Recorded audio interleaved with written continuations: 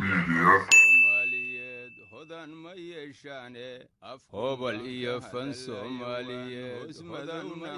boqol guud muddo hadda laga joogo qab dhammaystiran ayaa soomaalida lagu yaqiin inkastoo dalkeeda uu gumaysigii السلام عليكم ورحمة الله وبركاته. خيارة شرفت له ديح ميديا صاحب كلاء وهري وان نسور دوينينا وان نكسور دوينينا ديح ميديا واتكم هاتسنتهين إن صاحبنا لتهين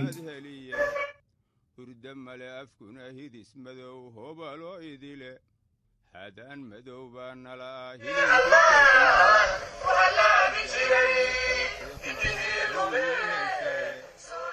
مركز هريو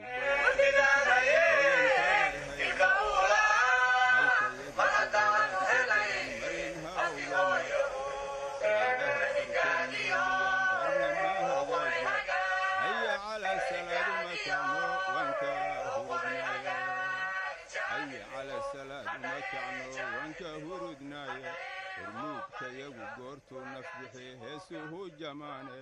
ننهو يدي حجكي جيايو هسلام الشاقين هوايدينو ميلهوك تيبين aad baan idin salaamaynaa salaan kadib waxaan rabnaa halkan inaan idinku soo jeedino ama aan idinku sheegno insha Allahu barnaamijyo ka bixi doona Dayax Media oo noqon doona barnaamijyo taxana ah oo meelo fara badan taabanaya waxaan rabaa marka meelaha ay taabanayaan insha Allah qaybo kamid ah inaan idin sheego ama aan idin kula wadaago halkan si hor dhac ah barnaamijkii hadda ma guda galayno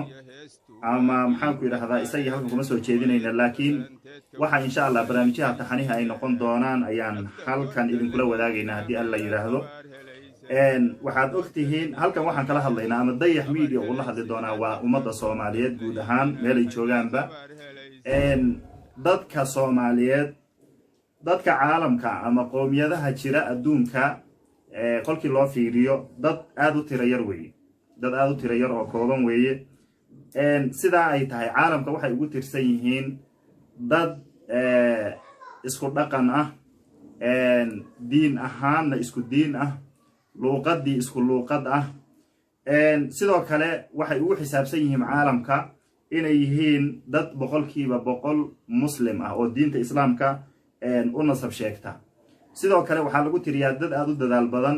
oo meeshay tagaanba diinta islaamka iyo muuqaalkeeda iyo dadaalkeeda iyo dacwadeedu ay ka muuqato waxaad ogtihiin meel kasta oo la joogo dadka Soomaalida ay joogaan dacway ka fidiyaan masaajid bay ka dhisaan madaaris bay ka sameeyaan sida ay tahay waayii hore dadka Soomaalida waxa lagu tirin jiray inay yihiin dad dadaal badan dhaqankoodana ku adag luuqadoodana ku adag runtii taariikhda dad fara badan oo culama mu'arrikhiin ah ama taariikhyahan ah oo deegaanka ay Soomaalidu degan tahay maray waxyaabaha ka dhahan insha Allah ta'ala dib baan ka sheegi doonaa waan keeni doonaa hadii alla yiraahdo dadaalkeeda iyo qaabka ay u sifeeyeen waan sheegi doonaa laakiin waxaan rabnaa dadka adduunka sida ugu xisaabsan dhaqankoodii wanaagsanaa oo dadku jeclaayeen oo hatta dadku ay aad isugu day jireen inay maaragtay ay bartaan dhaqankooda iyo luuqadooda waxa soo baxday bariyahan dambe inay aad ay maaragtay u sii daayeen dhaqankoodii iyo luuqadoodii iyo diintoodii intaba inay maaragtay ay aad u sii daayeen waxaan rabnaa marka maadaama arrintaasi dhacday meel kastana aad arkayso dadkii inay calacalhayaan oo la leeyahay luuqadeeni way fakanaysaa diintii dadkii way maaragtay in badan oo kamid ah waxaad aragtaa inuu inxiraaf kaga dhacay dhaqankii sidoo kale inay laga doorbidayo dhaqamada kale dadka aan muslimka ahayn inagu asal ahaan muslim baan nahay dad diinta islaamka ku adagna waan nahay dhaqankeenuna boqolkiiba 90 iyo inta waa dhaqan waafaqsan diinta islaamka wax badan oo diinta islaamka maaragtay khilaafsanna way jiraan oo ka hadli doono oo ay kamid tahay sida dadka maaragtay in la takooro oo maaragtay qabaa'ilo wax lagu sheego oo ay kamid tahay dadka in maaragtay la kala hooseysiyo qabiilada qaarkood la yiraahdo kana waa reer hebel way badan yihiin kana waa reer hebel intaas ay yihiin waa nus la yiraahdo ogtihiin Soomaalidu qaabka wax u qaybsanayso marka waxay noqon doonaan insha allahu barnaamijyada aad dayax media kala socon doontaan barnaamijyo howlaha ka hadlaya oo diin ahaanna loo qiimayn doono insha allah culimada soomaalida iyo culimada muslimiintu waxay ka yiraahdaan aan sheegi doono culture-ka waxay yiraahdaan ama thaqaafada dhaqanka iyo hidaha iyo xadaarada iyo ilbaxnimada ummadileeday weelka sida waafkeeda